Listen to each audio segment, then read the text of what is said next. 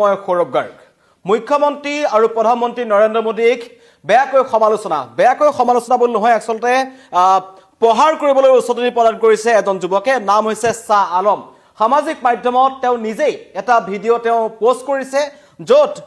তেওঁ মুখ্যমন্ত্ৰী আৰু প্ৰধানমন্ত্ৰীক জোতাৰে কোবাবলৈ একাংশক উচতনি দিছে আৰু তাৰ কাৰণটো হৈছে যে তেওঁ ৰাজ্যত চলি থকা উচ্ছেদ অভিযানৰ বিৰোধিতা কৰে মই পুনৰবাৰ কৈছো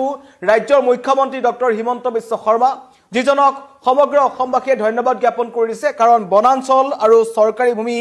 দখল কৰি বহি থকা যিসকল বেদখলকাৰী আছে তেওঁলোকক উচ্ছেদ কৰা হৈছে সত্তৰ ভূমিসমূহ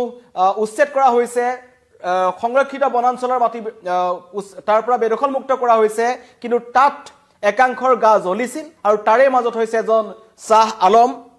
আৰু এই শাহ আলম নামৰ যুৱকজনে এটা ভিডিঅ' তেওঁ ছ'চিয়েল মিডিয়াত সামাজিক মাধ্যমত ভাইৰেল কৰিছে য'ত তেওঁ